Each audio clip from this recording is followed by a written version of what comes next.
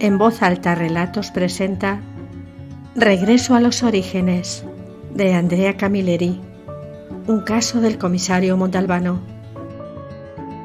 Capítulo 4.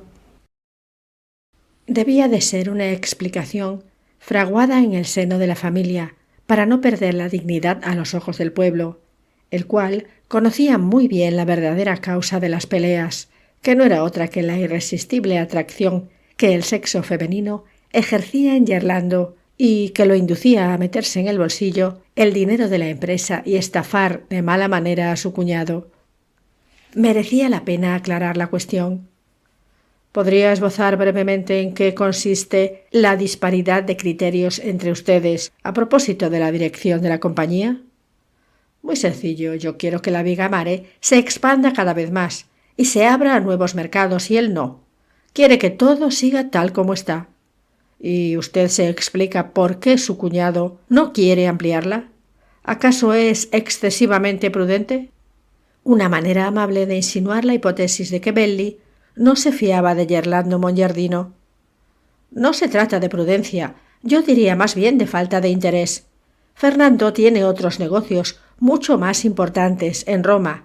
Es un empresario capaz de arriesgar mucho. Pues entonces, le seré sincero, comisario.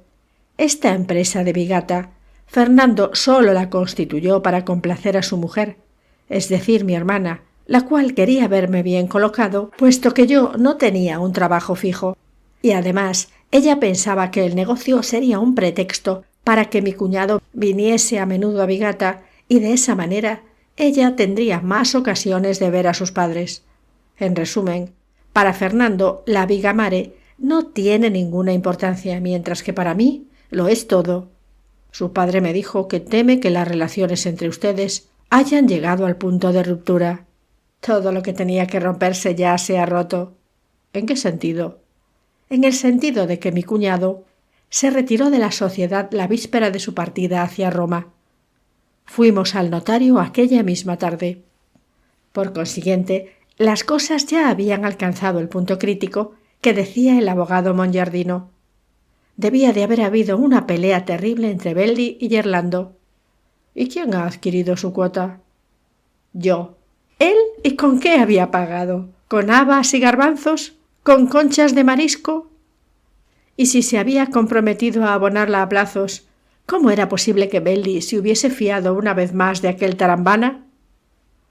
Disculpe, señor Mongiardino, la que voy a hacerle es una pregunta que, efectivamente, no tiene nada que ver con el secuestro y, por consiguiente, es usted muy libre de no contestar, pero ¿podría decirme qué sistema han acordado para el pago de la cuota? En efectivo.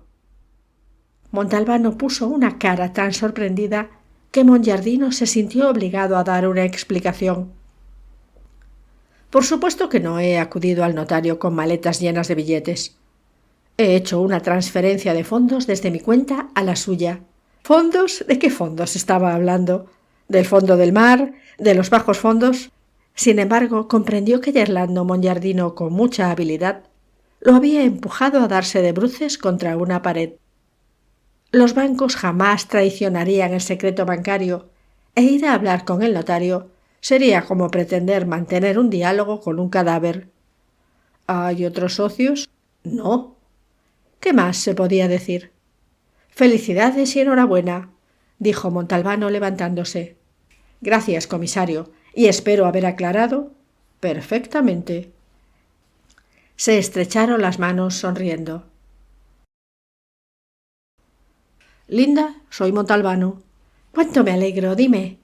Necesito verte. ¿Ya estamos en ese plan? Y soltó una risita.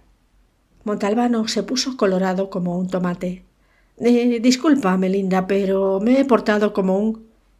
No te preocupes, dime. Tengo que hacerte una pregunta sobre algo que insinuaste y que después se me fue por completo de la cabeza. Pregunta. ¿Tú sabes dónde encontraron a Laura? Delante de la verja del chalet del doctor Rigucho. Bueno, es que me parece que dijiste que tú conocías aquella zona, la que va desde Piano Torretta a Galota. Sí. ¿Querrías acompañarme allí? Pues claro, ¿cuándo? Esta tarde, si puedes, sobre las 5. Dejas tu coche frente a la comisaría y seguimos con el mío. ¿Sabes dónde está la comisaría de Bigata? No. Ahora te lo explico. Empezó a hablar plenamente convencido de que jamás conseguiría indicarle el camino a Linda, no porque la comisaría estuviera situada en el interior de un laberinto, sino a causa de su congénita incapacidad topográfica. Solo podía llegar a un lugar porque el cuerpo lo llevaba por su cuenta hasta allí. Tras pasar 10 minutos diciendo «a la segunda a la izquierda, giras inmediatamente a la derecha» y «a la tercera a la derecha, giras a la segunda también a la derecha», se dio por vencido. «Mejor preguntas cuando llegues a Bigata». «Traigo un buen cargamento», dijo Fazio al entrar en el despacho de Montalbano, que en aquel momento estaba hablando con Augello. «Siéntate y cuéntame. Dottore, tengo que hacer una premisa. Llevo los bolsillos llenos de papeles y necesito consultarlos de vez en cuando. ¿Puedo hacerlo sin temor a que me pegue un tiro?» «¿Por esta sola y única vez?» «Sí». ¿Cómo se las habría arreglado para guardarse en el bolsillo todos aquellos papeles que sacó y que al final formaron un montón sobre la mesa del comisario? A continuación, Fazio carraspeó y apoyó la espalda en el respaldo del asiento. Estaba visiblemente orgulloso de su trabajo. Al fin decidió abrir la boca. «Bueno, pues el americano tiene y no tiene 4 empresas dedicadas a participar en los concursos de adjudicación de obras públicas». «No empecemos a soltar chorradas», dijo el comisario irritado. «¿Qué significa eso de que tiene y no tiene?» «Ahora mismo se lo explico, dottore. Estas 4 empresas se encuentran desde hace tiempo con ciertos problemas. Habían tenido dificultades para el pago de los impuestos. Algunas de sus obras habían sido clausuradas por incumplimiento de las normas de seguridad laboral. Habían sido multadas por retrasos en la entrega y cosas por el estilo. Para reanudar sus actividades, habrían debido resolver los asuntos pendientes, regularizar su situación. Pero les faltaba el dinero. En determinado momento, es decir, hace menos de 3 meses, ocurrió el milagro. Las 4 sociedades cuyos nombres le digo ahora mismo, y comenzó a revolver el montón de papeles que tenía delante. «¿Podrías ahorrármelo?», imploró Montalbano con un hilillo de voz. «De acuerdo», accedió magnánimamente Fazio. «Las 4 empresas hallan el dinero necesario para regularizar su situación, pero se ven obligadas a cambiar de manos», terció Augello. «Ahí está lo bueno. No cambian de manos. Apenas se modifica el organigrama empresarial. El administrador delegado, que había antes, permanece en su sitio. El consejo es esencialmente el mismo, solo que entre los consejeros de administración ahora figura Balduccio Sinagra. Y junto con él aparece otro nombre. En estas compañías, Balduccio vale oficialmente como un 2 de bastos. Pero oficiosamente se ha convertido en propietario de las 4 y los otros son hombres de paja o casi», concluyó el comisario. «Exacto. Es él, Balduccio, el que ha sacado el dinero para regularizar la situación de las empresas y comprarlas. El perito Farrugia, que en estas cosas tiene un olfato de galgo siciliano, se ha enterado por vía indirecta, a través de amigos que tiene en los bancos, de estos movimientos de dinero desde las cuentas de Balduccio a las cajas de las compañías». «Perdonadme», intervino Mimi. «Hasta aquí yo no veo en todo esto ninguna irregularidad. Si Balduccio quiere presentarse tan solo como un consejero más de administración, allá él. La pregunta es, más bien, ¿cómo es posible que tenga todo ese dinero a su disposición? ¿Lo ha encontrado aquí o se lo ha ganado en América? ¿No podríamos preguntar a...?» «Mire, dottore», lo interrumpió Fazio, «que acerca de la vida americana de Balduccio se saben bastantes cosas. Farrugia se ha informado a través de ciertas personas que viven en Nueva York, Brooklyn y otros lugares, personas que con nosotros jamás abrirían la boca. ¿Me explico?» «Sí, sigue». «No hay nada contra Balduccio Jr. aparte de alguna mala compañía». «¿Mala? ¿En qué sentido?» «Bueno, viejos mafiosos amigos de su padre, capos en período de desarme, pero esencialmente Balducho fue hasta el momento de trasladarse a Bigata un brillante empleado de banca. —¿Pero por qué vino? —preguntó Mimi.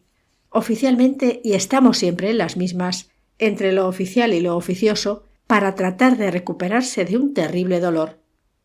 Perdió a su novia en un accidente automovilístico y sufrió mucho por ese motivo. Entonces le aconsejaron que se distrajera cambiando de aires, y él eligió la tierra de su padre y su abuelo. —¡Qué alma tan delicada y sensible! —dijo Montalbano. —¿Y oficiosamente? —preguntó Mimi sin soltar el hueso. Oficiosamente vino, por cuenta de sus malas amistades, a hacer toda una serie de inversiones. Porque aquí en nuestro país el momento es propicio, mientras que en Estados Unidos hay demasiados controles, entre otras cosas, por culpa de la cuestión del terrorismo. —¿Pero quién le dio el dinero? —saltó Mimi. —No creo que su sueldo de empleado de banca, por muy brillante que fuera. —Oficialmente —lo interrumpió Fazio—, se trata de una herencia. —El tío de América —dijo Montalbano. —No, señor dottore, en este caso, el abuelo de Sicilia. Don Balducho senior, y sigo hablando de la versión oficial, parece que exportó capitales al extranjero. Unos capitales que no pudieron embargarse porque nadie tenía conocimiento de su existencia. Cuando don Balducho senior murió, ese dinero pasó a Balducho junior, ¿está claro? Oficiosamente, en cambio, don Balducho senior jamás exportó nada de nada. Es dinero negro blanqueado, que puede volver a entrar en el país haciéndolo pasar por reintegro de capital desde el extranjero. Este dinero, quien quiera que sea el propietario, entró legalmente en el país. Balducho junior pagó el 2,5% que marca la ley y ahora está totalmente en regla. Se hizo un profundo silencio.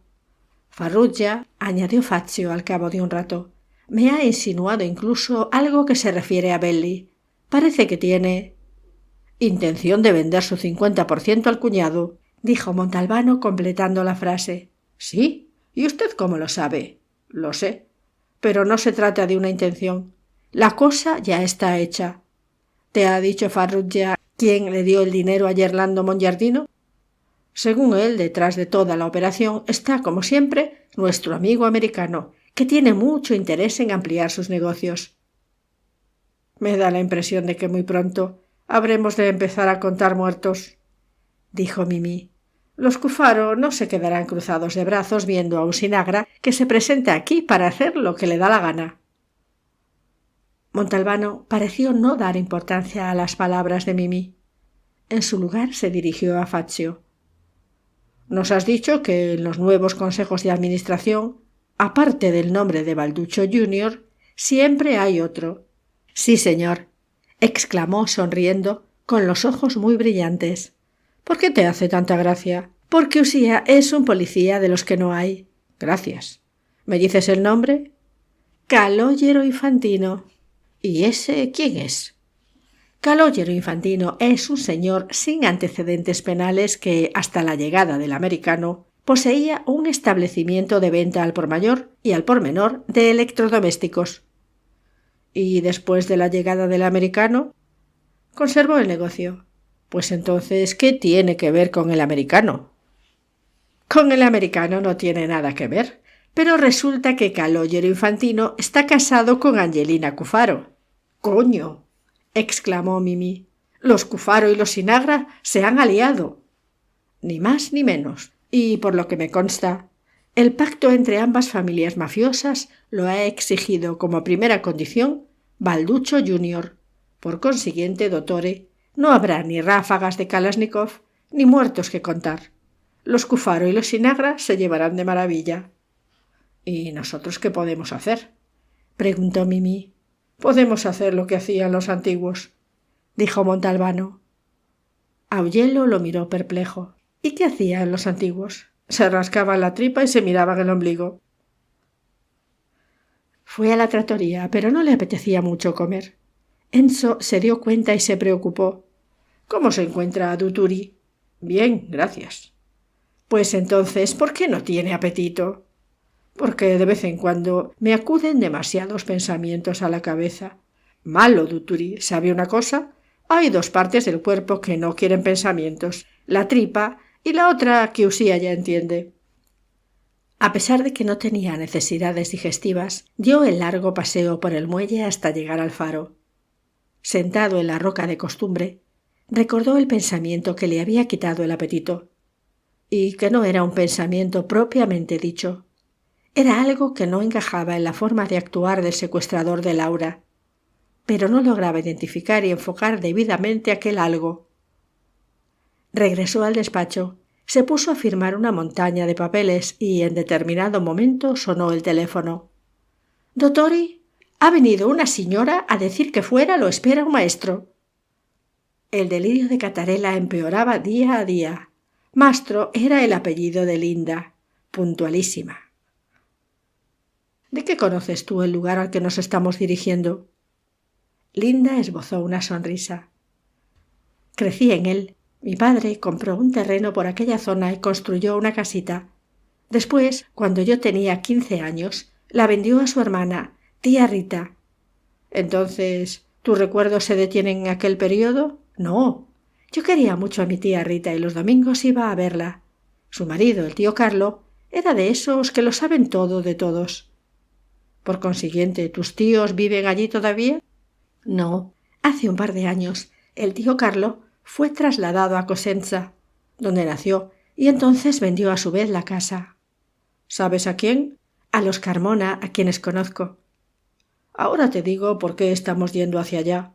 «No hace falta, lo he comprendido». «¿Qué has comprendido?» «Que vamos a buscar una casa, un chalet o lo que sea que también tenga un garaje de obra». Había que ver cómo le funcionaba la cabeza a aquella chica tan guapa. Montalbano la contempló con admiración. «¿Por qué vas por este camino? Es más largo», dijo Linda. «Lo sé, pero quiero ver una cosa. Solo un momento». Se detuvo y bajó. Linda lo siguió. La villa de los Sinagra se levantaba en la cumbre de la colina, bajo la cual discurría la carretera. Todas las ventanas estaban abiertas y delante de la verja, antaño protegida por hombres armados, había 3 coches aparcados. Balducho tenía invitados, pero no se veía un alma. Los tiempos habían cambiado. Ya no eran necesarios los guardaespaldas ni las escuadras de vigilancia. Todo a la luz del día. «Ya podemos irnos». «Por tu manera de mirar esas ventanas», dijo Linda. «Parecías Romeo bajo el balcón de Julieta. ¿Esperabas que asomara?» Montalbano no contestó. Al llegar a Piano Torreta, entró en el coche por uno de los pasos abiertos en la cerca de arbustos. «¿Tú sabes dónde habían dispuesto la mesa los Mongiardino?» «Sí, sigue adelante todavía un poquito. ¿Ves allí abajo, aquel otro paso? Se colocaron justo al lado». Montalbano continuó y se detuvo donde le había dicho Linda. Bajaron. Piano Torreta, de forma casi totalmente circular, era una zona muy extensa, y los Mongiardino se habían situado junto al borde y, por si fuera poco, cerca de un paso en que sin duda debía de haber mucho tráfico. «No fue una elección muy afortunada», comentó Linda. «Con que se hubieran colocado un poco más hacia el centro, a la niña no le habría ocurrido nada. La pelota con la que estaba jugando jamás habría podido alcanzar la cerca de arbustos y rebasarla». «Ya», dijo secamente Linda. Volvieron a subir al automóvil, cruzaron el paso y se encontraron en la carretera que llevaba a Galota. Había muy poco movimiento. «¿Hacia dónde vamos ahora?», preguntó Linda. «De momento abre la guantera, encontrarás un bolígrafo y una libreta. De aquí al chalet del médico hay unos 6 kilómetros. Has de anotar a quién pertenecen las viviendas situadas a ambos lados de la carretera, si lo sabes. Si no lo sabes, marca el lugar con un interrogante. Como es natural, solo tomaremos en consideración las casas que tengan un garaje de obra». «¿Y si encontramos una casa que podría tener un garaje pero no está a la vista, qué hacemos?» «Nos detenemos, bajamos y entramos en acción, aunque me vea obligado a saltar alguna verja». «¿Por qué solo tú? Me he puesto pantalones a propósito. Comprendieron de inmediato que la cuestión iba a ser bastante más complicada. En primer lugar, las casas no estaban todas alineadas a lo largo de la carretera, sino que había algunas en segundo término. De estas últimas solo podía verse la fachada, pues la parte de atrás era invisible desde la carretera, y había que acercarse todo lo posible recorriendo estrechos caminitos, echar una ojeada y retroceder. Una imprevista pérdida de tiempo. Por si fuera poco, algunas casas estaban rodeadas de muretes a los que hubo que encaramarse para poder echar un exhaustivo vistazo. Por suerte no se veía a nadie. Eran segundas residencias. Aún no había llegado la temporada de vacaciones y además era un día laborable. Montalbano dijo en determinado momento: «Para facilitarnos el trabajo, todas las casas tendrían que ser como aquella de allí». Y señaló una a mano derecha, una auténtica edificación campestre, con su garaje obtenido de lo que antaño fuera un establo, muy visible y cerrado por una persiana metálica.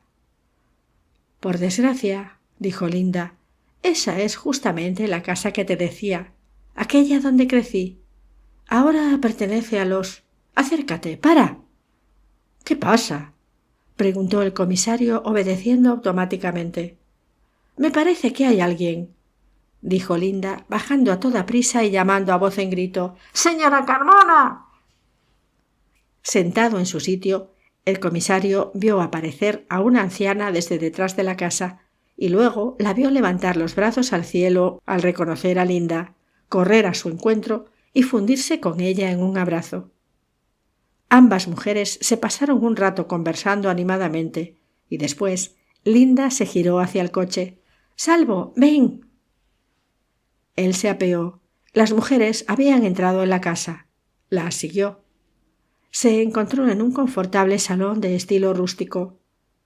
La señora Carmona era una mujer de 70 y tantos años que enseguida le cayó muy bien, porque le recordaba vagamente a una antigua amiga suya, una maestra jubilada, Clementina Basile Cozzo.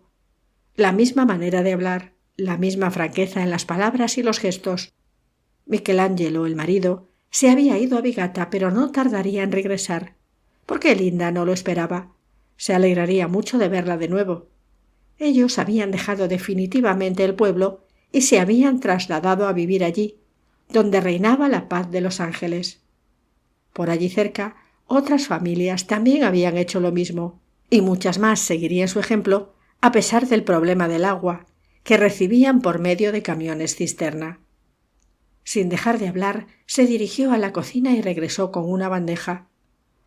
«Tenéis que probar este parfé de almendras a la antigua, que he hecho hoy mismo. No admito excusas. ¿Qué habéis venido a hacer por aquí?». Mientras se deleitaba zampándose una ración de tarta semifría verdaderamente exquisita, Montalbano le contestó que, por una de sus investigaciones, pero no dijo cuál, debía efectuar una especie de censo de las viviendas de aquella zona, y puesto que Linda... La señora Carmona lo interrumpió. «Si hubierais venido aquí directamente, os habríais ahorrado un montón de tiempo. Mi marido ya ha hecho ese censo». «¿Y eso por qué?». «Porque puede que haya una posibilidad de conexión con la red hidráulica, pero hay que participar en los gastos y entonces él se ha pasado todo un mes yendo de puerta en puerta para preguntar quién está dispuesto. Ah, pero ya está aquí su coche». Capítulo 5. El señor Michelangelo Carmona, a quien su mujer llamaba Micó, no solo había trabajado en Vigata como aparejador municipal, sino que además era un sujeto meticuloso hasta el punto de resultar maniático. Mientras la señora Carmona salía a dar un paseo con Linda, el aparejador empezó a despejar la mesa, retirando todo lo que había encima de ella, menos la bandeja con el parfé de almendras que Montalbano consiguió hábilmente mantener al alcance de la mano. Cuando terminó, el hombre abandonó la estancia y regresó al poco rato arrastrando una enorme maleta. Con la ayuda del comisario, la subió a la mesa, la abrió y empezó a sacar una serie de mapas topográficos, extractos catastrales, declaraciones juradas, escrituras de venta, requerimientos notariales, recibos de la oficina del registro de propiedad y otros documentos que no tardaron en cubrir toda la superficie de la mesa. Montalbano se colocó la bandeja sobre las rodillas y mientras Micó se entregaba a una misteriosa criba, tomó la cuchara que había en su plato, provisionalmente puesto en el asiento de la silla de al lado, y se lanzó al ataque del parfait. Entretanto, Micó, que ya había encontrado los documentos que necesitaba, estaba llenando nuevamente la maleta, que había dejado abierta en el suelo con todos los demás papeles. Al terminar la tarea, extendió sobre la mesa, que a duras penas podía contenerlo, un enorme mapa hecho a mano, y comenzó a estudiarlo con aire tan pensativo como el de un comandante en jefe que estuviera estudiando el campo de batalla. En una mano sostenía un par de hojas enrolladas. «Por favor, comisario, acérquese a mí», dijo, sacándose del bolsillo de la chaqueta un lápiz amarillo.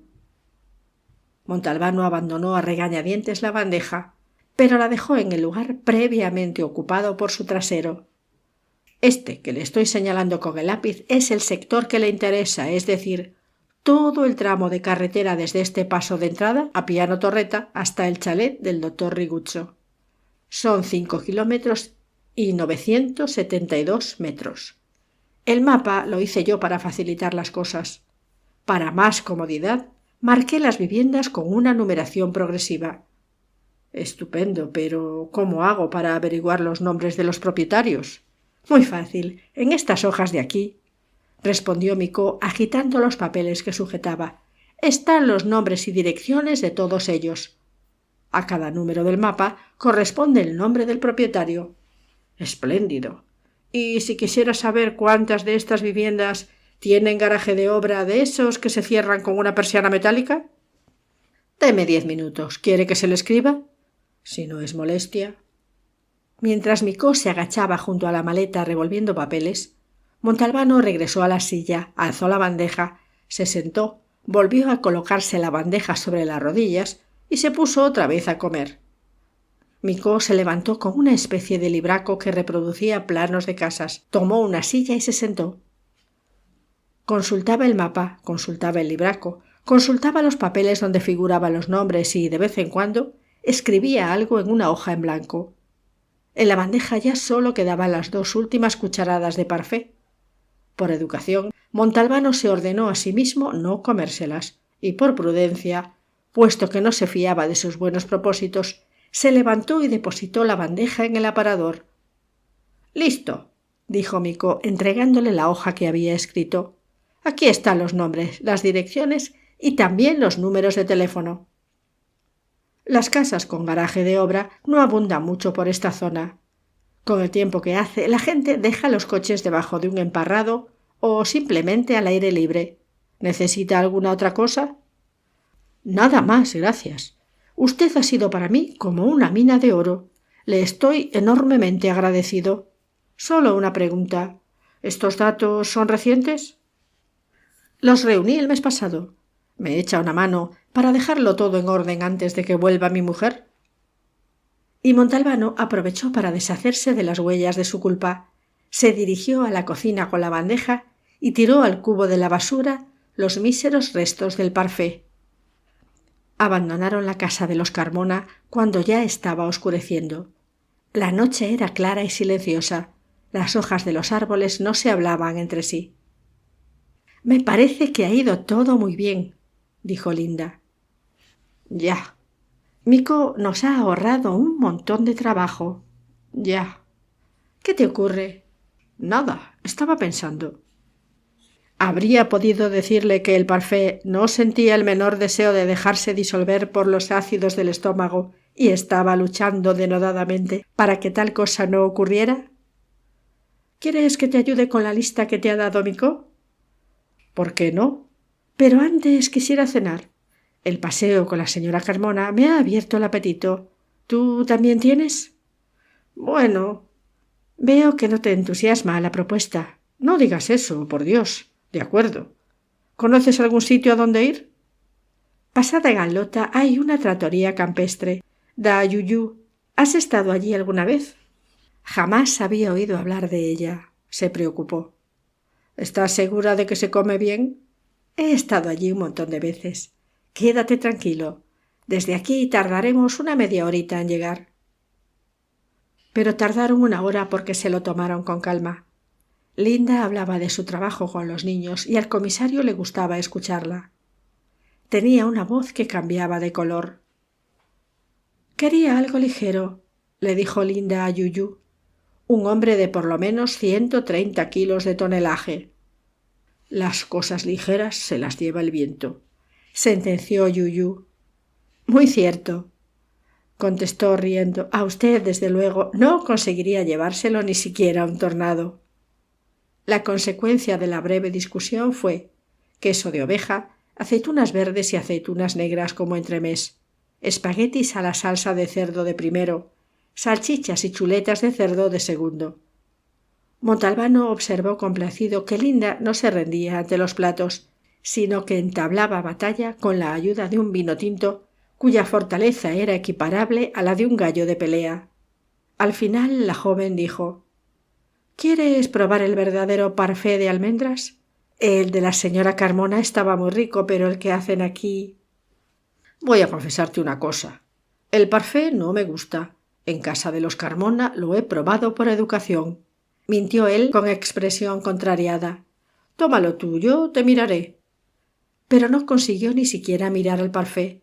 Cada vez que sus ojos se posaban en él, su estómago se ponía a refunfuñar indignado y hasta notaba una leve sensación de mareo. Durante el camino de vuelta, Linda preguntó: «¿A dónde vamos para examinar los papeles? ¿A la comisaría o a tu casa de Marinella?» Montalbano la miró perplejo. «¿Te he dicho yo que vivía en Marinella?»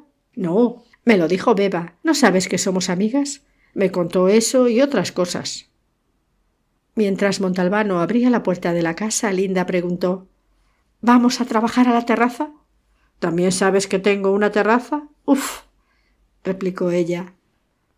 Teóricamente, en la tarea de controlar los nombres de la lista, que eran solo 8, la chica habría tenido que emplear como máximo una media hora. Cuando se sentaron en la terraza, aún no eran las 12 de la noche, y cuando Montalbano acompañó a Linda a comisaría para que recogiera su coche, eran las 5:30 de la madrugada. En resumen, se acostó con la intención de dormir unas 2 horas y, en cambio, despertó pasadas las 10. Se duchó precipitadamente, se afeitó dejándose la barba a medias, se vistió a toda prisa y entró en su despacho algo más tarde de las 11. «Envíame a Fazio», le dijo a Catarella. Poco después llamaron con los nudillos a la puerta, pero en lugar de Fazio se presentó Mimi. «¿Alguna novedad?», preguntó Montalbano. «Lo de siempre, 2 robos, un misterioso tiroteo por la zona de Piano Lanterna. ¿Y tú? ¿Tienes alguna novedad?» «¿Qué novedades quieres que tenga?» «Pues no sé», dijo Mimi mirándolo intensamente. Entró Fazio. «A sus órdenes, dottore. ¿Cómo está?» ¿Por qué hasta Fazio se ponía a preguntarle cómo estaba? Cosa que no hacía habitualmente. «Muy bien. ¿Por qué me lo preguntas?» «Pues no sé». Mimi, vete a saber por qué, se rió con sorna. Montalbano no le hizo caso. Se sacó del bolsillo la lista de nombres escrita por Micó y la depositó sobre la mesa. «Tengo que hacer una salvedad. Me he reunido con la doctora Olinda Mastro, la psicóloga de Laura, que me ha sido de gran ayuda, y no solo porque me ha explicado lo que dijo la niña». «No solo. Pues ¿qué otra ayuda te ha prestado?», preguntó Mimi con el inocente rostro de un ángel. Esa vez Montalbano también fingió no darse cuenta de nada y se lo explicó todo a los dos, incluida la visita a la casa de los Carmona. «Anoche Linda, puesto que conoce prácticamente a todos los que viven en la zona, examinó conmigo esta lista y...» «Disculpe, dottore, ¿quién es Linda?», preguntó Fazio. «Es la doctora Mastro, que se llama Olinda, pero es Linda para los amigos», explicó Mimi acentuando la palabra amigos, sin alterar ni un ápice su rostro de serafín. «Examinó esta lista y tachó 5 nombres», prosiguió Montalbano, sin dejar entrever la caldera de vapor que se agitaba en su interior y que podía estallar de un momento a otro. «Se trata de personas que jamás de los jamases habrían tenido nada que ver con asuntos ilegales. Quedan 3 nombres: Gaspare Bonito, empleado de banca; Giacomo Arena, transportista; y Federico Chirretta, empleado. «Olín, olín». «¡Oh, la, la!», dijo Mimi. Montalbano, haciendo un enorme esfuerzo, consiguió evitar la explosión de la caldera. «A estos 3 Linda no los conoce. Tendríamos que averiguar algo más». «Déjeme ver», pidió Fazio alargando la mano. El comisario le entregó la lista. Fazio la estudió un momento y después dijo: «Este Gaspare Bonito, de 50 años y domiciliado en Vía Cavour 32, es cajero de la sucursal que la Trinacria tiene en el puerto. Lo conozco desde hace más de 20 años y podría avalarlo. Es la honradez personificada». «Pues entonces táchalo. ¿Y los otros 2? «No los conozco, pero enseguida lo arreglo», dijo Fazio, levantándose y guardándose la lista en el bolsillo. Una vez solos, Montalbano miró con la cara muy seria a Mimi. «¿Puedo preguntar por qué te las das tanto de gracioso?» «Porque yo ya sabía las cosas que nos has contado. Esta mañana a las 8, Linda le ha presentado un detallado informe telefónico a Beba». «¿Y qué le ha dicho?» «Beba no ha querido contarme nada. No ha habido manera de que hablara, pero creo que Linda le ha dicho todo lo que había que decir. Se han pasado más de 1 hora al teléfono y de vez en cuando Beba se reía tanto que hasta se le saltaban las lágrimas». «¿Y de qué se reían tanto?», preguntó Montalbano con mirada siniestra. «Eso solo lo saben Linda, Beba y tú. Por consiguiente, supongo que también le ha dicho cosas que tú no nos has contado porque, estrictamente hablando, no tenían nada que ver con la investigación». Y el muy infame esbozó una sonrisa. «Mimi, ¿sabes lo que te digo estrictamente hablando?», dijo Montalbano enfurecido. «No, vete a tomar por culo». Había en el engranaje de su cerebro una piedrecita que paralizaba el movimiento de las ruedas y ruedecillas, y hasta que eliminara aquella piedrecita no habría manera de volver a poner en marcha el mecanismo. El obstáculo era la forma que había usado el secuestrador para proceder. ¿Qué ocurría en los secuestros normales? Ocurría que los malhechores, que debían mantener contacto con la persona raptada, cuidaban de enmascararse, de cubrirse la cara con un pasamontañas u otro tipo de disfraz para no ser reconocidos por la víctima que, una vez liberada tras el pago del rescate, podría facilitar a los investigadores unas descripciones extremadamente detalladas. Y, en efecto, si durante un secuestro el prisionero veía, aunque solo fuera casualmente, el rostro de un carcelero, su destino ya estaba marcado. Pidiéndole antes perdón, eso sí, pero la persona era eliminada. Esa norma no fallaba. Entonces, ¿por qué esa vez el raptor de Laura no había adoptado ninguna precaución y había actuado a cara descubierta? ¿Porque Laura era una niña de 3 años y le habría sido difícil, cuando no imposible, describir el aspecto del secuestrador? Puede que la razón fuese esa, pero en cualquier caso, semejante comportamiento no dejaba de ser un tremendo riesgo. Tanto es así que, cuando se vio obligado a perseguir a Laura, que se había escapado del coche, el hombre dejó que los bonsignore le vieran el rostro. Pero, por otra parte, no habría podido ir más que a cara descubierta. En general, los secuestros se producen en medio de la oscuridad y, aun así, los raptores actúan de tal manera que no se les pueda reconocer. En aquel caso, todo tenía que suceder necesariamente bajo la luz del sol, aunque el sol estuviera cubierto por las nubes. Y, por consiguiente, ¿cómo podía un hombre andar por ahí, en medio de tanta gente, luciendo con el mayor desparpajo un pasamontañas? Habría equivalido a pasear con una pancarta que dijera: «Estoy cometiendo un secuestro». Nada. La niña debía necesariamente ser secuestrada por alguien dispuesto a correr el riesgo enorme de ser reconocido por cualquiera. Entonces, ¿qué le habían dicho o prometido a cambio? Ahí estaba el busilis. ¿Dinero? No había dinero capaz de compensar semejante riesgo. ¿Garantías? ¿De qué? Y fue entonces cuando recordó lo que había dicho Linda. No había sido un secuestro propiamente dicho, sino un alejamiento momentáneo que sugiriera la idea de un secuestro. La idea, la sensación, la impresión. Pensó en un diálogo imaginario, aunque en realidad no tanto.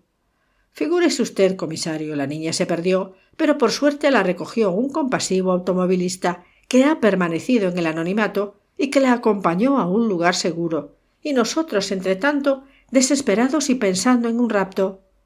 ¿Quieren presentar una denuncia? ¿Pero por qué? ¿Por una sensación? ¿Por una impresión? Eso era lo que le habían garantizado al secuestrador, que no se presentaría ninguna denuncia, que no habría ninguna investigación, siempre y cuando la chiquilla no sufriera ningún daño, pues, en caso de daño, no se podía prever la reacción de los padres. Y, en efecto, no había habido ninguna denuncia porque no había habido ningún motivo para presentarla. ¿Y la investigación? ¿Qué motivo había para llevarla a cabo? Sea como fuere, la piedrecita ya se había eliminado. Estaba a punto de regresar a Marinela, con los nervios propios de una tarde perdida en comisaría, resolviendo asuntos sin importancia, cuando se presentó Fazio. ¿Qué puedes decirme sobre esos nombres? Muchas cosas, dottore, y para que no se enfade, lo que he averiguado me lo he aprendido de memoria, de manera que no necesito papeles. Muy bien. Veo que con los años vas mejorando, como el buen vino. Dottore, Usía entiende mucho de comida, pero de vinos no sabe gran cosa. La vejez no siempre es beneficiosa para el vino. Bueno, pues empiezo por Federico Chirretta, empleado administrativo de la Casa del Distrito. ¿De la cárcel? Sí, señor, desde hace 30 años. El director me ha dicho que no solo es un empleado ejemplar, sino que además ha promovido varias iniciativas en favor de los reclusos. Es muy buen hombre. ¿Qué sueldo tiene? La miseria que el Estado paga a la gente como nosotros. ¿De dónde sacó el dinero para construirse una casa en Piano Torretta? Eso también me lo he preguntado yo, y he obtenido la respuesta. Su mujer, que es de Ribera, heredó de un tío. Como no tienen hijos, se construyeron esa casa. Hágame caso a mí, dottore. Chirretta está fuera de toda sospecha. No tenía ningún motivo para poner en duda lo que Fazio le estaba diciendo. ¿Y el otro? Aquí la cuestión ya es más interesante. Giacomo Arena tiene 50 años, casado y divorciado. Él tampoco tiene hijos. Se califica de transportista, pero en realidad solo posee una camioneta con la que se dedica a pequeños transportes ocasionales. ¿Eso te parece interesante? Déjeme terminar. ¿Te gusta hacer como los pirotécnicos cuando disparan petardos, verdad, Fazio? ¿Qué quiere decir? Pues que la traca más fuerte siempre la reservan para el final. Fazio sonrió complacido. Y menuda traca, dottore. En primer lugar, Giacomo Arena no es trigo limpio. Fue condenado porque, sin tener licencia de armas, le encontraron una pistola en el bolsillo. Otra condena se debió a que, conduciendo en estado de embriaguez, fue a estrellarse contra un kiosco de periódicos y lo dejó destrozado. ¿Eso es todo? Todavía no oigo las tracas más gordas. Es hijo de Romualdo Arena, llamado Rorró. ¿Y quién es Rorró? No quién es, sino quién era, dottore. Lo mataron hace más de 20 años. Pertenecía a la familia de los Sinagra, un mafioso muerto de un disparo en el transcurso de la guerra entre los Sinagra y los Cufaro. Montalbano plantó enseguida las orejas. ¿Ya ha oído finalmente la traca, dottore? Dijo Fazio, sonriendo a modo de desquite. ¿Y cómo es posible que el hijo no se vengara? Por aquel entonces estaba trabajando en Alemania como obrero de una fábrica de automóviles. Regresó un año después. Fue detenido por la historia de la pistola. Por lo visto, la intención de vengarse la tenía. Pero cuando salió de la cárcel las cosas estaban cambiando rápidamente en perjuicio de los Sinagra, y entonces él no se movió. ¿Por qué no siguió las huellas de su padre? Fue Rorró quien no quiso que entrara en el circuito. Quería mucho a su hijo. Sí, tal como has dicho, Giacomo Arena. Vive un poco a salto de mata, razón de más para preguntarse quién le dio el dinero para comprarse la casa de vacaciones en el campo. Dottore, se ve que Usía no ha mirado bien la lista que le hizo el señor Carmona. Es muy precisa. La casa sigue perteneciendo al señor Di Gregorio. Arena la tiene alquilada y se ha ido a vivir allí. ¿Desde cuándo? Desde hace 3 meses. Tiene un contrato de 1 año. ¿Vive solo allí? Sí, señor.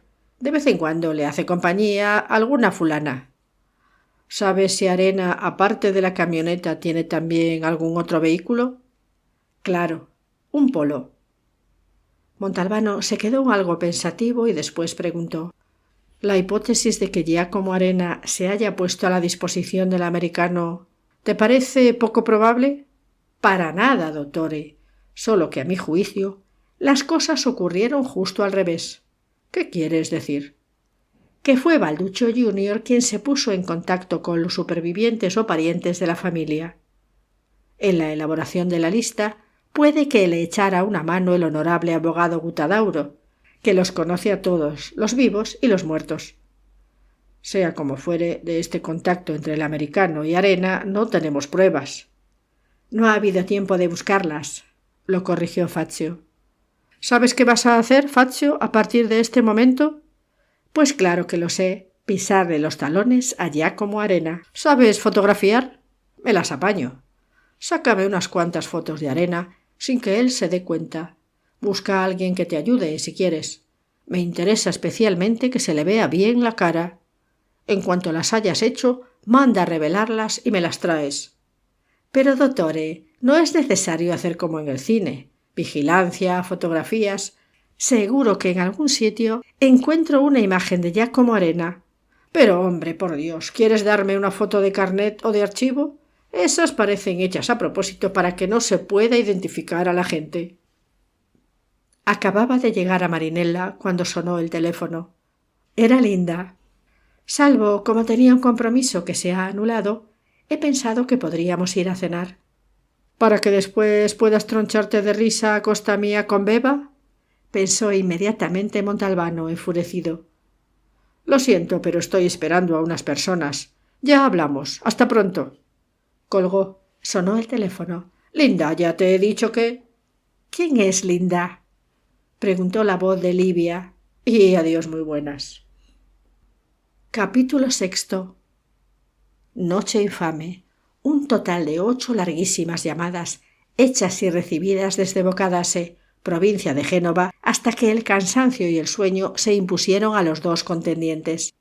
Se presentó en el despacho con una pinta espantosa. Al verle con aquella cara, ni siquiera Catarella tuvo el valor de ir más allá de un normal «Buenos días, dottori», dicho por si fuera poco a media voz. «Buenos días, una mierda», fue la fúnebre y amenazadora respuesta. Nadie se atrevió a molestarlo durante unas 2 horas. En efecto, eran poco más de las 11 cuando llamaron discretamente a la puerta. Era Fazio, a quien ya debían haber advertido del negro humor del comisario, pues dijo mientras se sentaba: «Dottore, ¿quiere apostar a que en cuanto yo empiece a hablar se le pasa de golpe el ataque del mal humor?» «Apostemos». «¿Cómo es que estás aquí en lugar de estar vigilando a Giacomo Arena?» «Ya lo he vigilado, dottore. De la sorpresa que me he llevado me he caído de culo, dicho sea con todo el respeto». «Cuéntame». «Esta mañana a las 6 me he apostado con mi coche en la carretera de Piano Torreta. Me he llevado a Alfano, porque está con nosotros desde hace una semana y nadie le conoce. Llevaba también la cámara. Bueno, pues a las 7 de la mañana nos ha adelantado la camioneta de Arena, que luce escrito en los costados: Giacomo Arena, mudanzas, transportes. Él delante y nosotros detrás. A medio camino se ha parado en una gasolinera y, como había un poco de cola, ha bajado. Entonces se me ha ocurrido una idea. Le he dicho a Alfano que le preguntara si podría hacerle una mudanza urgente. Mientras Alfano hablaba con él, he sacado un montón de fotografías que ya están revelando. Al volver, Alfano me ha dicho que Arena le había contestado que ya no se dedica a hacer mudanzas ni transportes, porque ahora trabaja como colaborador fijo al servicio de una empresa. Cuando ha terminado, lo hemos seguido y hemos visto dónde se detenía, justo a la entrada de un gran almacén, en el que ha entrado. Al poco rato han salido 2 hombres que han cargado varios frigoríficos y calentadores de baño en la camioneta. Al finalizar la operación, Arena se ha sentado al volante y se ha ido a entregar los electrodomésticos. ¿Por qué no lo has seguido? Porque ya no era necesario. Las fotografías ya las tenía y hasta me había enterado de para quién trabaja Arena. Consta en el rótulo del almacén. ¿Qué pone? Electrodomésticos Infantino. ¿Y qué? Lo ha olvidado, dottore. La otra vez se lo comenté. Calogero Infantino es ese señor sin antecedentes penales, comerciante de electrodomésticos, casado con Angelina Cufaro, que figura en los nuevos consejos de administración de las empresas adquiridas por Balduccio Jr. Montalbano lo miró asombrado. ¿Pero cómo? ¿Ahora Arena se pone a trabajar para la familia Cufaro, la que mató a su padre? Dottore, ¿pero no dice usted que los tiempos han cambiado? Ahora solo se piensa en términos de business. Inesperadamente, Montalbano esbozó una sonrisa. Y Fazio también. Dottore, ¿he ganado la apuesta? Sí.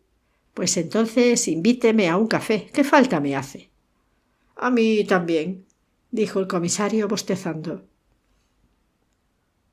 A última hora de la mañana, Montalbano decidió reunir al Estado Mayor de la comisaría, integrado por él mismo, Fazio y Augello. Las cosas, tal como yo lo veo, se desarrollaron de la siguiente manera. Balduccio Jr. regresa de Estados Unidos para blanquear un dinero mafioso.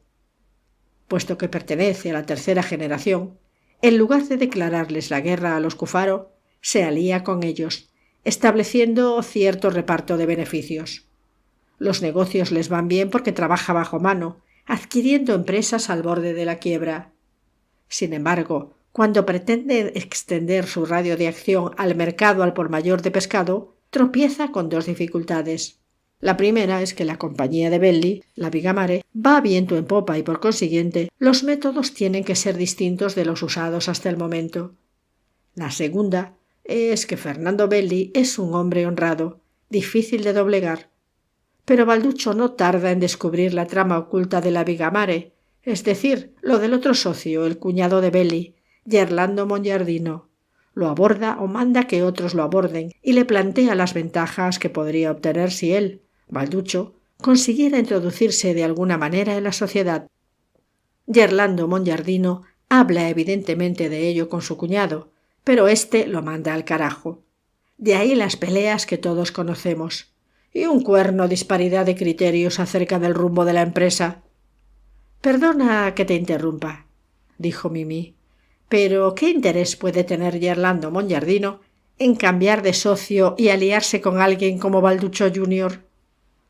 No sabemos lo que Balduccio Jr. le ha prometido.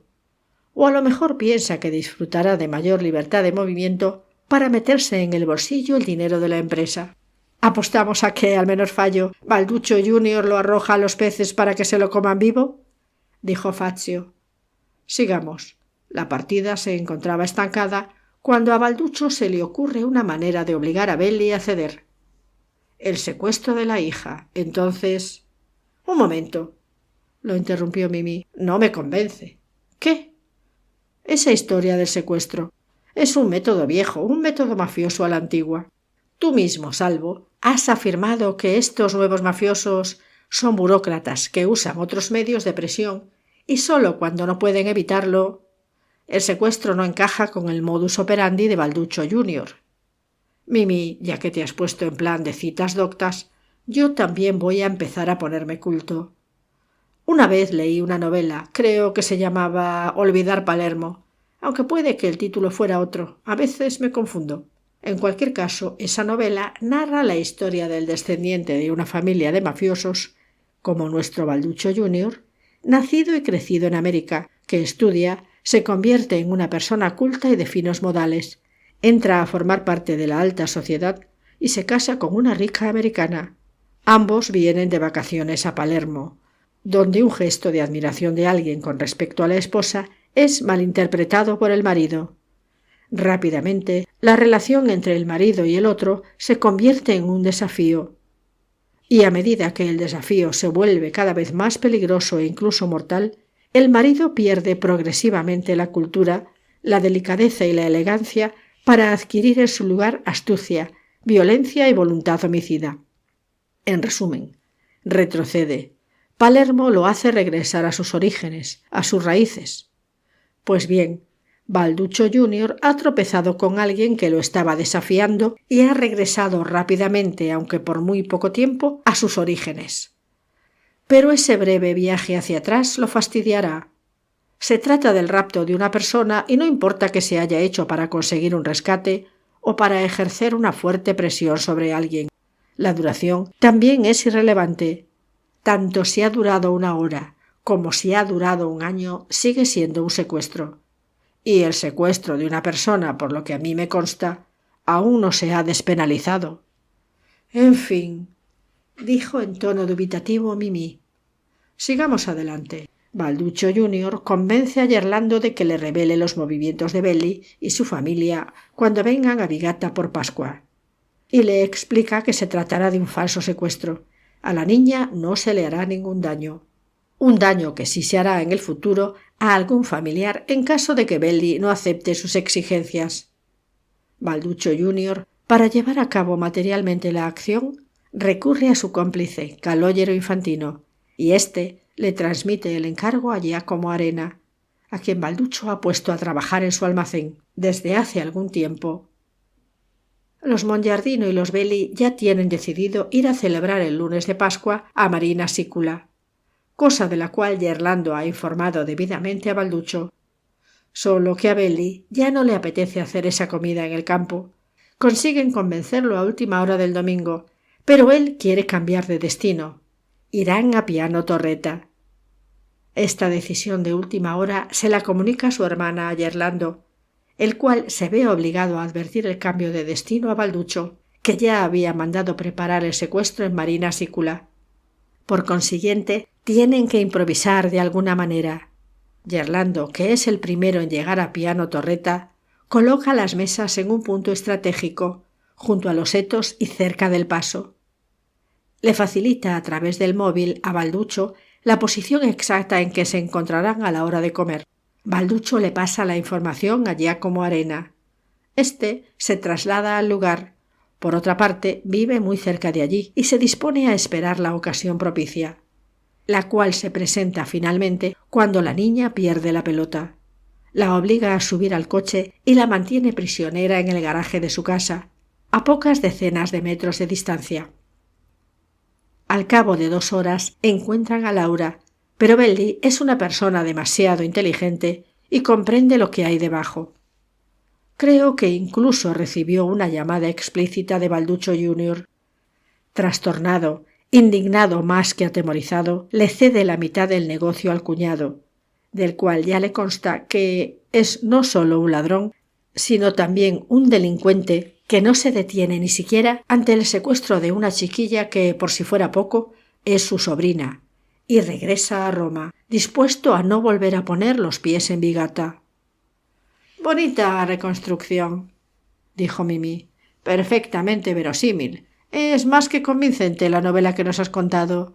Pero ¿dónde están las pruebas? ¿Qué elementos sobran en nuestro poder? Solo palabras y conjeturas». Montalbano estaba a punto de contestarle cuando llamaron a la puerta. «Adelante». Entró el agente Alfano. Sostenía en la mano un sobre que entregó a Fazio. «Las fotografías», dijo. Y se retiró. Fazio abrió el sobre. Las fotografías que le había hecho a Arena eran unas 20, pero 2 en concreto, en las que el rostro de Arena aparecía en primer plano, eran muy nítidas y perfectamente definidas. «Aquí están las pruebas», dijo Montalbano mirándolas. Por lo que le había dicho Fazio, la casa de Giacomo Arena se encontraba a medio kilómetro de la de los Carmona. Cuando pasó por delante en su camino hacia Galota, Montalbano aminoró la velocidad. Más que una casa, era una casita de campo muy mal conservada, con fragmentos de revoque desprendidos y unas persianas que llevaban años pidiendo a gritos una mano de pintura. El garaje, con la persiana metálica cerrada, era una construcción rectangular adosada a la parte lateral de la casita. Resultaba evidente que debía de haber sido un establo. Aceleró. Estaba deseando llegar a Galota. El estanco de Bonsignore estaba en la plaza. Entró y vio detrás del mostrador a un chaval de unos 20 años, tan delgado que hasta daba miedo y con ojos de pez muerto. Se quedó momentáneamente desconcertado.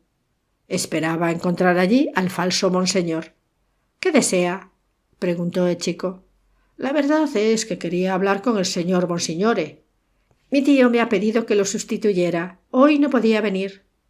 —¿Pero está aquí, en Galota? —Pues claro, no ha podido venir porque tenía que atender a su mujer, que está con gripe. —¿Puedes decirme dónde vive? —Perdone, pero ¿usted quién es? —Soy el comisario Montalbano. Los ojos de pez muerto del chico parecieron cobrar vida. —¿Hay alguna novedad sobre el secuestro? Montalbano se sorprendió. —¿Qué secuestro? —El de la niña de lunes de Pascua. Mis tíos se pasan la vida comentándolo por todo el pueblo. No ha habido ningún secuestro y es precisamente para aclarar las cosas por lo que he venido. ¿Quieres indicarme dónde vive tu tío?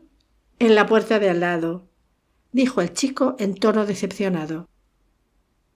El señor Bonsignore vestía una inesperada bata de estar por casa de color morado que hasta le otorgaba un aire decididamente cardenalicio. —Comisario, qué alegría, qué sorpresa tan agradable. —¿Su señora cómo está? —Mejor, mejor. La fiebre le está bajando. Lo hizo pasar a un austero salón. En las paredes una crucifixión de autor anónimo, que mejor que siguiera siendo anónimo toda la eternidad. Una virgen con el pecho traspasado por 7 espadas. Una natividad con un niño Jesús desproporcionado, mucho mayor que el buey y el asno juntos. —¿Le apetece un poco de Rosolí? —¿Rosolí? ¿Pero todavía existía? Estuvo tentado de aceptar, pero después temió tener que tragarse un brebaje letal. —No, gracias, no se moleste. Solo lo entretendré unos minutos. Se sacó del bolsillo una de las 2 fotografías de Giacomo Arena y se la pasó a Bonsignore. Este la examinó detenidamente, pero parecía más perplejo que convencido. —¿Y quién es este señor? —decidió preguntar al final. Montalbano, que no esperaba esa pregunta, se vio perdido. —¿Pero cómo? ¿No lo reconoce? Es ese hombre que usted vio con la niña el lunes de Pascua. Fíjese bien. Bonsignore se levantó y se acercó a la ventana, donde había más luz. Miró y remiró la fotografía, acercándola y alejándola. Ahora que me obliga a pensarlo, cierto parecido sí hay. Pero en conciencia no me atrevo a... Comprenda, comisario, todo ocurrió tan rápido. Yo estaba efectuando la maniobra y, por consiguiente, cierto que presencié toda la escena, pero de ahí a decir qué cara tenía aquel hombre... La expresión de Bonsignore pasó de dubitativa a triunfal. Entonces, era verdad, fue un secuestro. Nosotros teníamos razón. ¿Qué le induce a pensarlo? El mismo hecho de que usted haya venido aquí con esta fotografía. No, por Dios. El posible reconocimiento lo necesito para confirmar una coartada de este hombre. Y se inventó una historia tan tortuosa que hasta él mismo se perdió en ella. Puesto que Bonsignore tenía dudas, el hecho de decirle que se trataba de un reconocimiento para exonerar a alguien tal vez lo ayudara a vencer sus escrúpulos. Pero el otro no se movió. Lo siento, comisario, pero no. ¿Por qué no le muestra la fotografía a su señora? Sugirió Montalbano, todavía esperanzado. Es inútil. Clotilde lo vio todo, claro, pero es muy miope. En aquel momento no llevaba las gafas puestas. Montalbano se sintió como alguien que, al ir al banco a cobrar un cheque de 1.000.000 de euros, es informado por el cajero de que se trata de un cheque sin fondos. —¿Eso es todo? —dijo el fiscal Carlentini. —¿Por qué? ¿No basta? —preguntó Montalbano. —Tengo que reflexionar. El fiscal Carlentini se apoyó contra el respaldo del pesado asiento de madera labrada y cerró los ojos. Después los abrió y empezó a mirar, sin moverse ni un solo milímetro, la pared que tenía delante. A lo mejor ha caído en estado de catalepsia, pensó Montalbano. No había caído en estado de catalepsia, porque levantó el brazo izquierdo y se puso a examinar la manga de la chaqueta, soplando suavemente encima de ella. Después hizo lo mismo con el brazo derecho. Al final miró a Montalbano. La reflexión debía de haber terminado. «No, ¿no qué?», preguntó el comisario, enfureciéndose por momentos. «Con lo que tenemos en la mano no me atrevo a firmar una orden de registro. Por otra parte, ¿qué espera encontrar en ese garaje?».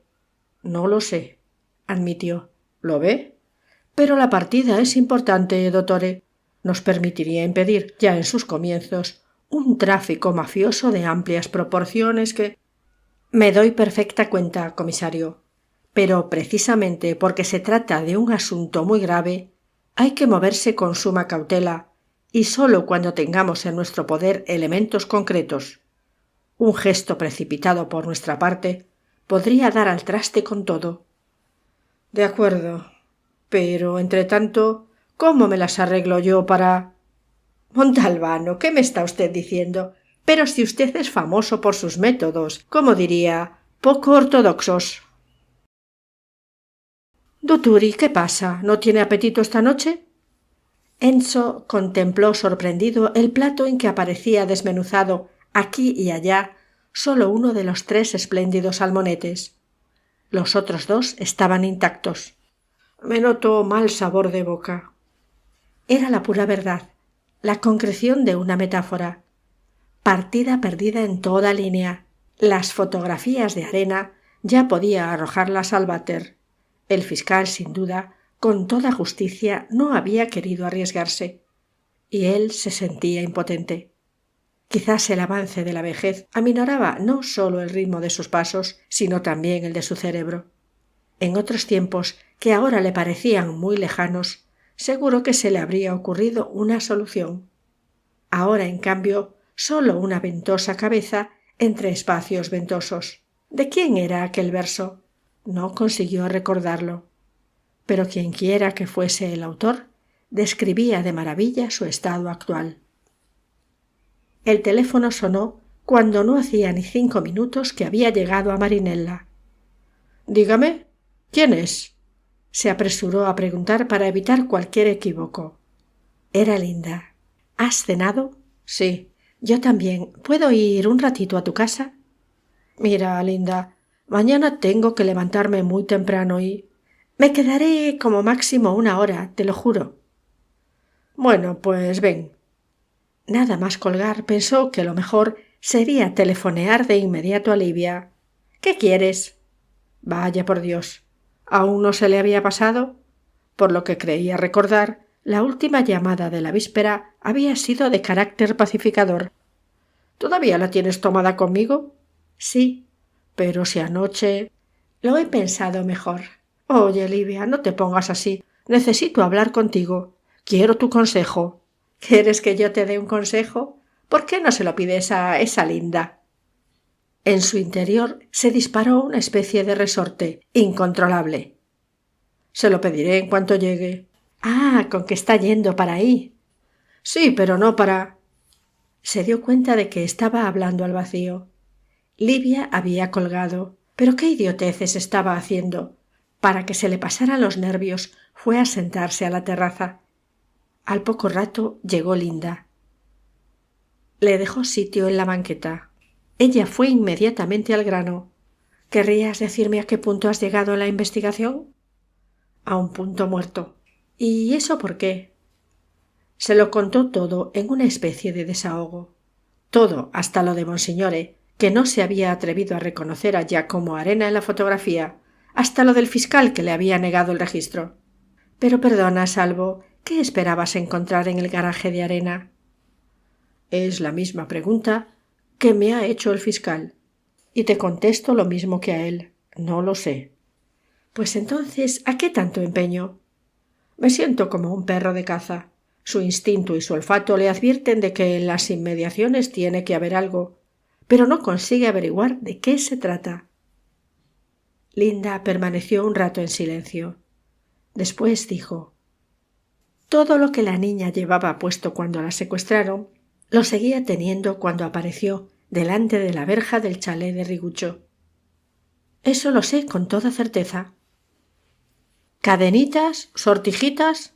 No llevaba. ¿Algún lazo en el pelo? ¿Alguna cinta? No. Tras un breve silencio, Linda hizo una pregunta que sorprendió a Montalbano. ¿Te molesta que encienda un momento el televisor? No, pero ¿qué quieres ver? ¿Cómo va la lluvia? ¿Eres hincha? Sí, ¿tú no? No, pero adelante, faltaría más. Linda se levantó, pero inmediatamente quedó paralizada. El comisario la miró. La chica permaneció inmóvil con la boca abierta y los ojos desorbitados. ¡Dios mío! ¡La pelota!, consiguió decir al final. ¿Qué pelota?, preguntó Montalbano perplejo. La pelota de Laura. La tenía hasta que la secuestraron. La tenía en el coche y en el garaje. Hasta la dibujó. Pero ya no la tenía cuando apareció delante de la verja del Horrigucho. ¿Estás segura? Segurísima. Su abuelo le estaba haciendo otra. Capítulo 7. Antes de recurrir a métodos poco ortodoxos, tal como los había llamado el fiscal Carlentini, quedaba otro camino por intentar, absolutamente ortodoxo, más aún, tradicional en las policías de todo el mundo. En argot, el salto de la zanja, un truco consistente en dar, por cierto, algo que es solo una hipótesis, para inducir a alguien a decir o hacer algo que no quiere. Pero para que el salto de la zanja resultara verosímil, era necesaria una cuidadosa dirección cinematográfica, pues se trataba, en cualquier caso, de una puesta en escena, de una comedia. En aquel caso concreto resultaba fundamental agenciarse en primer lugar un indispensable tema escénico mediante un pretexto cualquiera. Cualquiera servía, pero ¿cuál? La búsqueda del pretexto ocupó sus pensamientos mientras se dirigía desde Marinella a la comisaría. Había dormido bien, de un tirón. Se había levantado con la mente fresca y despejada, teniendo muy claro lo que debía hacer. Pero el cómo hacerlo permanecía todavía en una zona de sombras. El día era tan dulce como los locum, aquellas delicias turcas tan empalagosas. A pesar de que tenía prisa, disfrutó del paisaje, circulando a paso de tortuga, para gran desesperación de los vehículos que lo seguían. Nada más entrar en su despacho, le comunicó sus disposiciones a Fazio. «Coge un coche de servicio, llama a Alfano y llévatelo contigo». «¿Qué tenemos que hacer?» «Localizáis a Giacomo Arena y os ponéis a seguirlo». Fazio lo miró con expresión dubitativa. «Dottore, si me lo hubiera dicho anoche habría sido más fácil, pero ahora mismo el tipo andará por ahí con su camioneta haciendo el reparto por cuenta de la empresa de Infantino, y ¿cómo voy a saber?» «No hay problema. Le preguntas al propio Infantino qué repartos tiene que hacer Arena». Fazio le miró sorprendido. «Con un coche de servicio, pero dottore, Infantino sabe leer y escribir. Cuando vea la palabra policía en el coche y me oiga haciéndole preguntas, se pega un susto». «Es justo lo que quiero, que se altere. Cuando hayáis obtenido los datos, seguís a Arena, y en cuanto lleguéis a un lugar donde no haya ni vehículos ni personas, lo obligáis a parar». «¿Con qué excusa?» «Inicialmente con una excusa trivial, qué sé yo, que tiene roto el faro posterior, exceso de velocidad, lo que queráis. Pero debéis actuar muy despacio y en plan de cachondeo para que Arena se exaspere y pierda la paciencia. Entonces lo esposáis por desacato a la autoridad. ¿Está claro?» «Clarísimo. ¿Y después?» «Después lo traes aquí y lo encierras en la celda de seguridad». «¿Y la camioneta?» «Mientras tú trasladas aquí a Arena, Alfano se queda allí de guardia. Nada más encerrar a Arena en la celda, vuelves al lugar. Una vez allí, llamas con el móvil a Infantino y le explicas dónde está la camioneta. No contestes a ninguna de sus preguntas. Esperáis a que llegue alguien de la empresa, le entregáis la camioneta y después regresáis aquí. Seguramente irá Infantino en persona, y si me pregunta a dónde ha ido a parar Arena, le dices la verdad, que has sido detenido. ¿Y si me pregunta el motivo? En ese momento te conviertes en una tumba. Cuanto más evasivo te muestres, mejor. Déjalo cocer a fuego lento». Ahora tendría que interpretar el papel más difícil, en el cual se vería obligado a contar trolas a un caballero cuya sola culpa era la de ser padre de un delincuente. Pero el pretexto para lograr lo que resultaba indispensable para poder saltar la zanja aún no lo había encontrado. Decidió encomendarse al azar y el azar le fue propicio. Su llamada a la puerta la atendió justo como la otra vez el abogado Mongiardino. Nada más verse el uno al otro, ambos se quedaron perplejos. Mongiardino por la visita no anunciada previamente, Montalbano porque el hombre que tenía delante ya no era el maduro caballero elegantemente vestido de la otra vez, sino un anciano decrépito y desaliñado. Iba sin afeitar y tenía los ojos hinchados y enrojecidos, tal como le ocurre a alguien que se ha pasado mucho rato llorando. Virgen Santa, ¿qué le había ocurrido? Mongiardino lo hizo pasar al estudio y mientras Montalbano se sentaba, él, más que sentarse a su vez, se derrumbó sobre el sillón. «Dígame, comisario». Una voz agotada, con las palabras desvaídas, como cuando alguien ha intentado borrarlas con una goma. La estancia estaba en penumbra, porque las persianas permanecían cerradas, y sin embargo, la luz debía de ser excesiva para Mongiardino, pues se cubría los ojos con las manos. «¿Su señora cómo está?», preguntó Montalbano de entrada. «Ayer por la tarde la ingresaron en una clínica de Montelusa. El corazón». Debía de tratarse de algo serio si el marido se encontraba en semejantes condiciones. Las manos que le cubrían los ojos estaban temblando. Montalbano se maldijo a sí mismo y maldijo la comedia que estaba haciendo, pero tenía que insistir. Y lo hizo. «¿Esta mañana cómo estaba? ¿Tiene alguna noticia?» «No lo sé. Más tarde, si me siento con ánimos, iré a Montelusa». «Disculpe, pero su hijo Gerlando no...» El anciano se apartó lentamente las manos de unos ojos que al comisario le parecieron llenos de lágrimas. «Gerlando Mongiardino», empezó el viejo, con una voz inesperadamente fuerte y clara, pero tuvo que detenerse un instante, pues le faltaba la respiración. «Gerlando Mongiardino ya no pertenece a nuestra familia. Ayer fue a la clínica, pero mi mujer no quiso verlo. Y nunca volverá a poner los pies en esta casa. Y en cuanto oiga su voz, cuelgo el teléfono». Entonces no era por la mujer por la que el hombre había llorado. ¿Y si hubiese empezado a salir el pus de la herida infectada que hasta aquel momento había permanecido oculta? El abogado se levantó, pero perdió el equilibrio. Montalbano se puso en pie de un salto y lo sostuvo. «Quiero ir un momento allí». «¿Lo acompaño?» «No». Lo sabían todo. Sabían el papel que Gerlando había interpretado en el secuestro de la chiquilla. Montalbano se acercó al escritorio, donde se encontraba todavía la pelota, ahora ya enteramente pintada.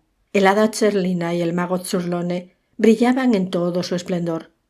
Y encima del mismo escritorio, el comisario vio un abultado sobre que estaba abierto.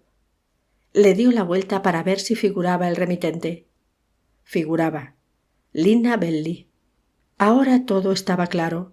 Lina había averiguado evidentemente la verdad a través de su marido y se la había comunicado a su vez a sus padres. Y aquel sobre había estallado en casa de los Mongiardino como una de aquellas cartas bomba que de vez en cuando algunos peligrosos imbéciles del país envían a alguien sin saber el por qué ni el cómo y causan terribles daños. A la señora se le había partido el corazón y al abogado se le había caído encima una avalancha de muchos años. Y eso era solo lo que estaba a la vista. Lo que había ocurrido dentro de ellos y no se veía debía de ser todavía más devastador. ¿Puede un comisario experimentar en su interior una oleada de odio hacia el culpable? Cuando regresó, el abogado parecía más tranquilo. «Usted ha venido aquí y no me ha hecho ninguna pregunta, pero tengo que advertirle algo. Si me hace preguntas relacionadas con Gerlando Mongiardino, yo le contestaré que no me interesan los asuntos de desconocidos». Después de lo que ha dicho, no necesito hacerle ninguna pregunta. La voz del abogado pareció surgir de un profundo abismo de sufrimiento. A Montalbano le resultó casi insoportable. «¿Lo ha comprendido todo?». Sí, usted tuvo razón desde el principio, pero yo me resistía a pensar que se pudiera llegar a tanta bajeza, a tanta iniquidad. Iniquidad. Una palabra muy poco utilizada actualmente, pero rigurosa, perfecta. ¿Usted cree que conseguirá hacer que lo pague?, añadió el anciano. Se lo pregunto no por mí, sino por aquellas 2 horas tan terribles en que hizo sufrir a una niña inocente.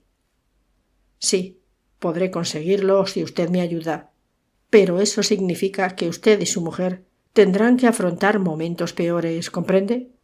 La detención de Gerlando, el juicio.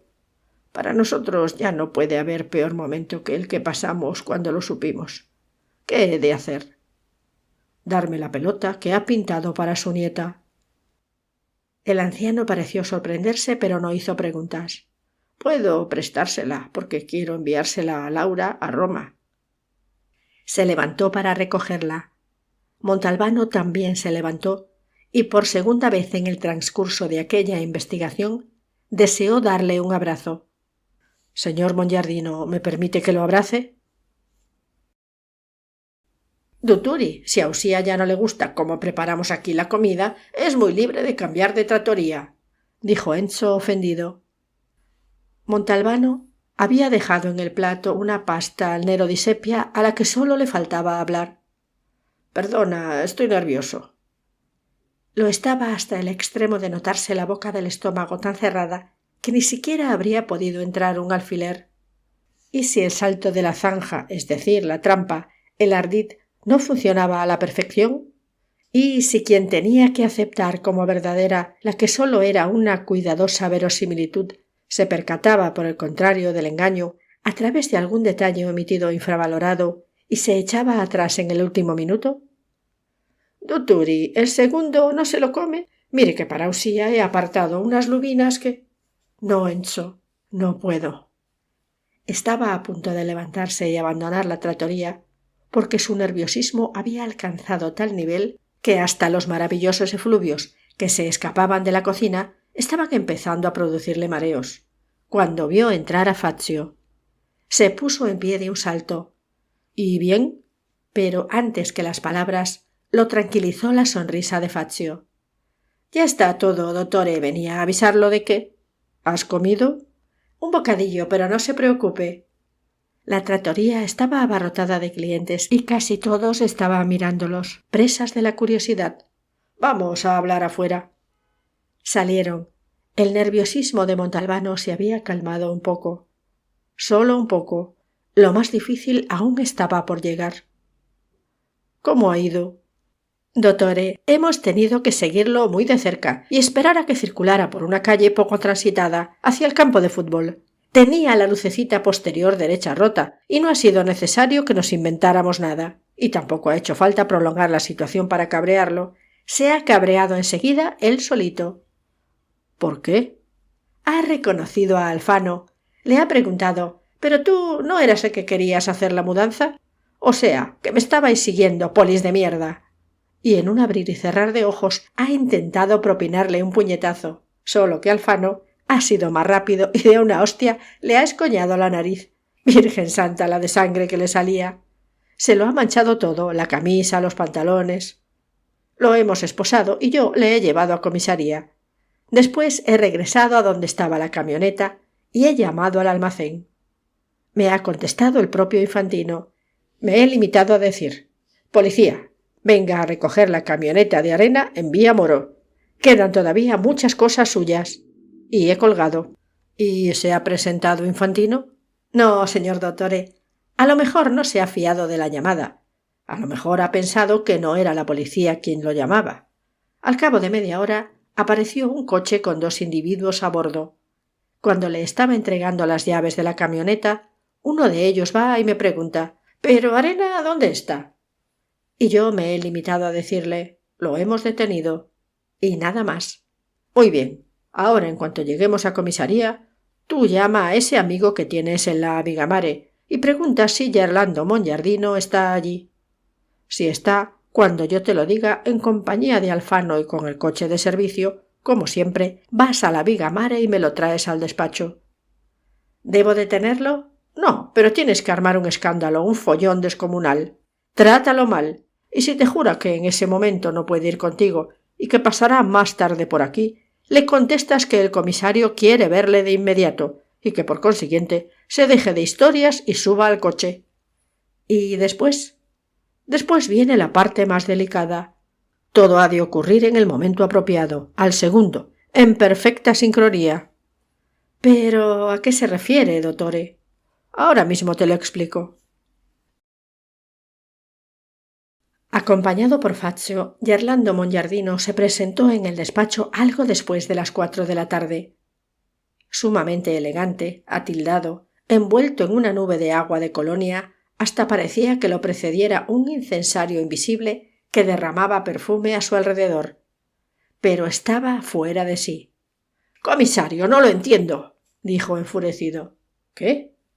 Si usted necesitaba verme, habría bastado una llamada y yo habría venido. En cambio, ha mandado a sus hombres para que me traten como si fuera un delincuente, y por si fuese poco delante de mis empleados. Montalbano miró a Fazio con expresión de asombro. —¿Pero es que te has vuelto loco? ¿Quién te ha mandado tratar al señor Mongiardino como si fuera un delincuente? ¿Yo? No, pero es que además yo a los delincuentes los trato de otra manera. Y soltó una risotada maliciosa. Parecía el auténtico policía malo de las películas yanquis, ese que suelta guantazos y puntapiés en los cojones. Montalbano hizo un gesto de resignación y miró a Gerlando como diciendo: ¿Ve usted con qué gente tan mala me toca trabajar? Le ruego acepte mis disculpas, señor Mongiardino. Y después, dirigiéndose a Fazio: Tú, Fazio, vete de aquí y cierra la puerta. Él se retiró no sin antes dirigir una última y siniestra mirada a Mongiardino. Siéntese. Comisario, dijo el hombre echando un vistazo al Rolex, no dispongo de tiempo, no es una excusa, puede creerme. Tengo una cita dentro de media hora en Montelusa. Es una cita que no... compréndalo. No quisiera perderme por nada del mundo. ¿De negocios? No, de otra clase totalmente distinta. Y esbozó una miserable sonrisita insinuante. Pero estaba muy nervioso. Se había sentado en el borde mismo de la silla y no paraba de mover los pies por el suelo. Probablemente, y Montalbano así lo esperaba, lo habían informado de la inexplicable detención de Arena, y no sabía de dónde le lloverían los golpes. ¿Una mujer? Preguntó en tono de complicidad. Bueno, contestó Gerlando, una pequeña distracción de vez en cuando. Usted es hombre y me comprende, ¿no? ¿Cómo no? Lo comprendo muy bien, pero no le robaré más de 5 minutos, se lo aseguro. El otro se acomodó mejor en la silla, pero lo hizo a regañadientes. ¿Por qué quería verme? Porque hay algunas novedades acerca del presunto secuestro de su sobrina. Todavía estamos con la misma historia, pero si ya le dije que yo no creo que fuese un secuestro. Y en efecto, yo he dicho presunto. Pues entonces... ¿Usted conoce a un tal Giacomo Arena? La estocada fue tan repentina que Gerlando no tuvo tiempo de ponerse en guardia. Instintivamente su tronco hizo una finta como para esquivar el golpe. —¡Qui! —balbució. —Giacomo Arena, un transportista. —¿Arena?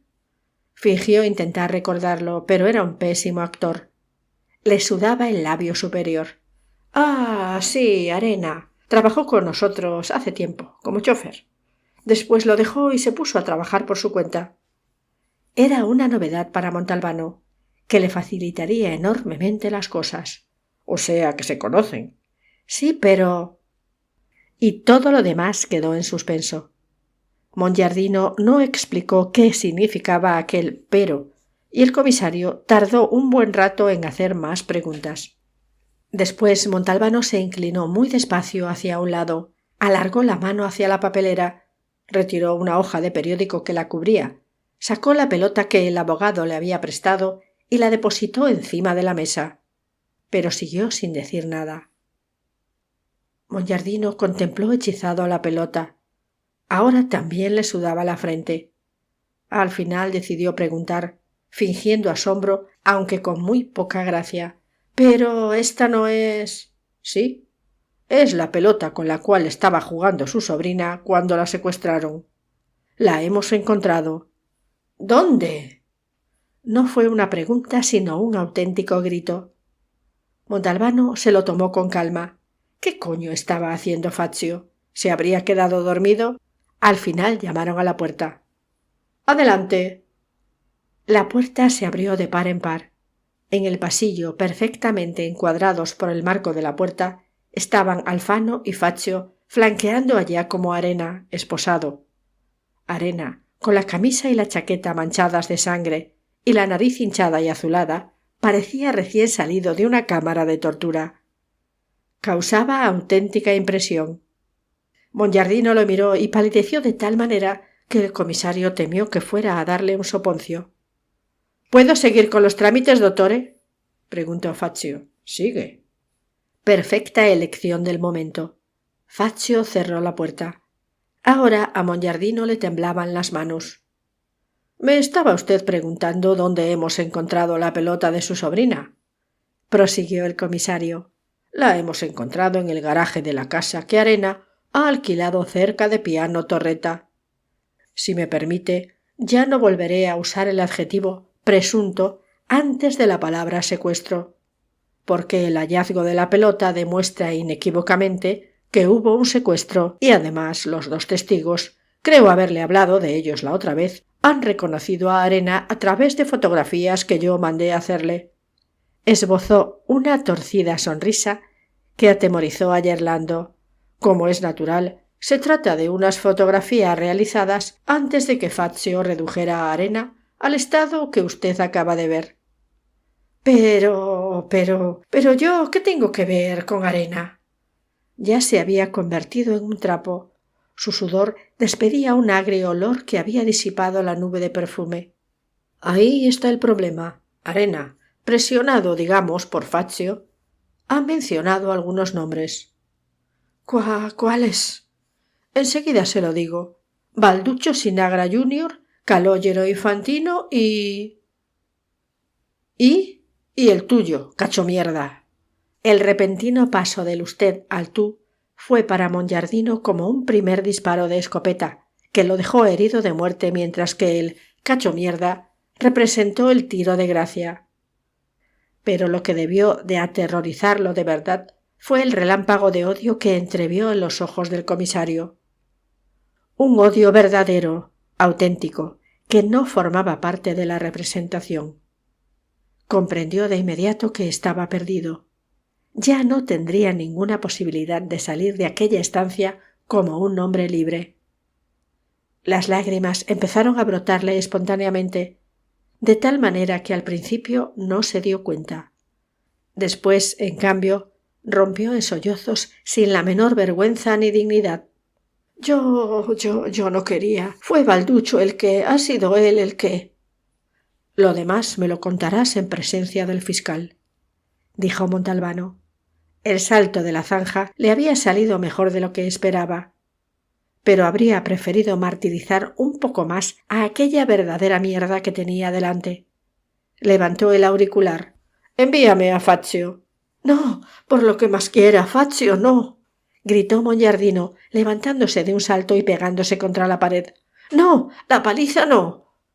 El miedo lo hizo tambalearse y empezó a mearse encima. «¡No me toques!», aulló desesperado, extendiendo los brazos hacia adelante en cuanto vio entrar a Fazio. «Ni con guantes», dijo el policía. Y poco después llegaron los días de las grandes satisfacciones y del gran latazo. La primera satisfacción la experimentó cuando Fernando Belli, llamando desde Roma, confirmó al fiscal todo lo que pensaba Montalbano, añadiendo que el propio Balduccio Jr. había quedado al descubierto con una llamada del tipo «¿Has visto lo que podría ocurrirle a tu hija?». La segunda satisfacción la experimentó cuando se vinieron abajo por este orden Giacomo Arena y Calogero Infantino. Confesaron y el comisario los detuvo. La tercera satisfacción se la deparó el hecho de ponerle las esposas a Balduccio Sinagra Jr., el cual para la ocasión se puso a soltar tacos en americano. La cuarta satisfacción se la dio la policía fiscal cuando decidió echar un vistazo a las empresas de Balduccio Jr. La quinta satisfacción la obtuvo cuando, durante el registro del garaje de arena, por detrás de un montón de cubiertas, apareció la pelota de Laura, aquella con la cual estaba jugando la niña en el momento del secuestro. Y Montalbano mandó devolver la otra pelota, la que le había servido para el salto de zanja, al abogado Monjardino. Mandó devolverla porque le faltó valor para ir él mismo y encontrarse cara a cara con el inmenso dolor de aquel pobre anciano. El latazo, en cambio, fue solo uno y muy grande, por cierto, la enorme cantidad de informes que tuvo que redactar y los centenares de firmas que tuvo que estampar en ellos, a pie de página, al margen, al través, arriba, abajo. En determinado momento se preguntó desesperado si alguna vez le apetecería practicar otros arrestos en el futuro, en vista de tanta burocracia. Era un viernes por la noche cuando tomó el avión con destino a Génova. Por teléfono jamás habría conseguido darle una explicación a Livia. Lo único que podía hacer era ir a hablar personalmente con ella, o mejor, personalmente en persona.